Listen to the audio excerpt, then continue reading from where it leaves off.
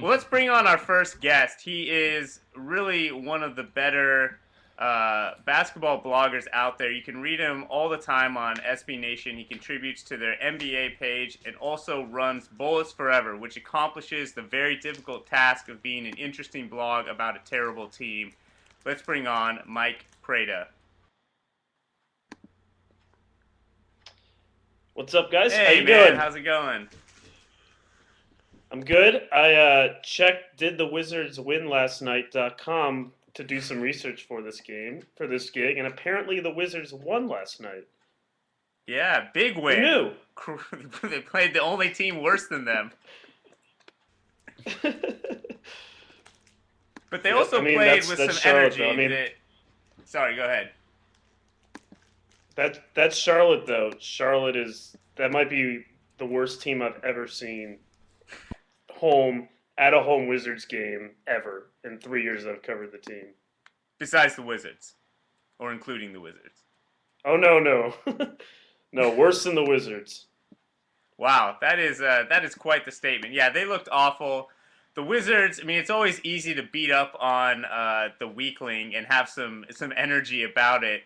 Do you feel like anything is changed, or if this is just you know, maybe it'll be a spark for a few games, but obviously the long term problems may go a little deeper.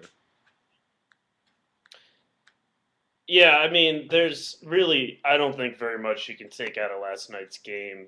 As a culture, I think we kind of try to say like, hey, it's all the coach's fault or it's all the GM's fault. Or if you say it's the coach's fault, you let the GM off the hook or you let the players off the hook.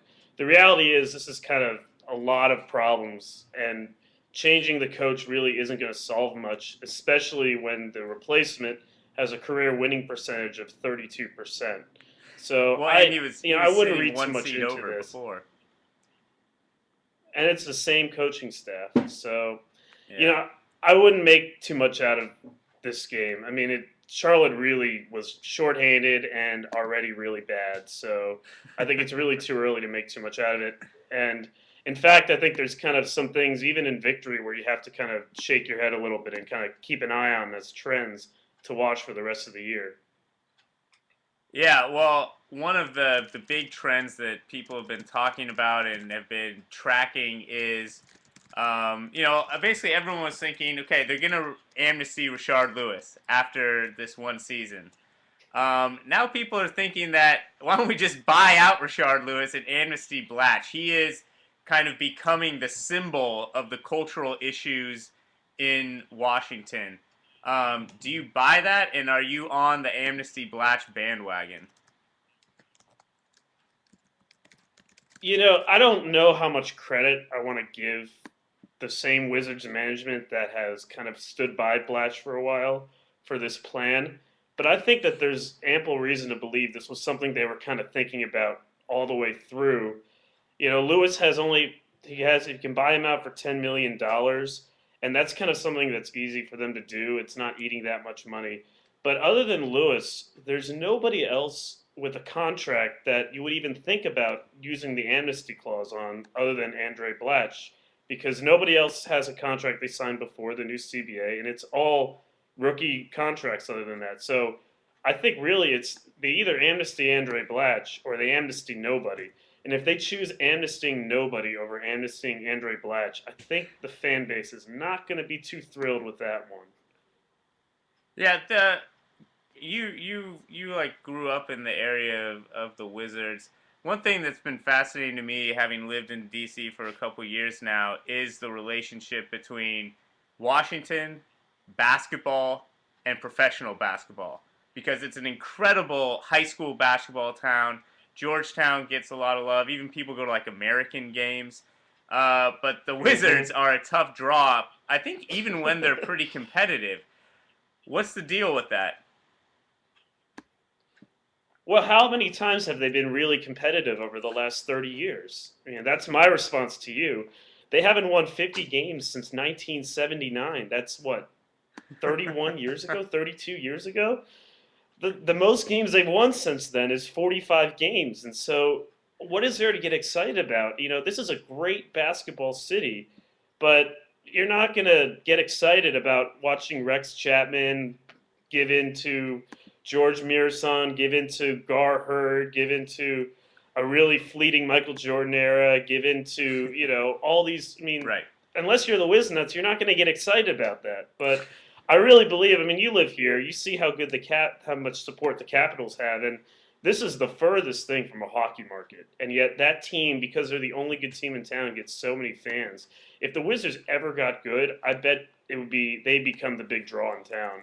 They'd approach the Redskins. I think it's just there's nothing for a fan to get excited about. In the last 30 years, so it's really hard to build a fan base that way. So what was the um okay, so speaking of things to get excited about, John Wall was one of them. He's kind of heating back up now. What do you think is I mean, what do you make of his season so far? It's been sort of up and down. Does he look like he's taking steps forward from last season? It baby steps. I mean, I think people overestimated how much of a development project John Wall would be. There are stretches of the game, and I think there was like a 2 minute stretch last night where he, I think, blocked a shot, got a steal, got a fast break layup, fed a guy for a dunk in 2 minutes, and that was like the end of Charlotte's threat of challenging. And he's got that ability, but he also, I mean, in college he didn't run much pick and roll.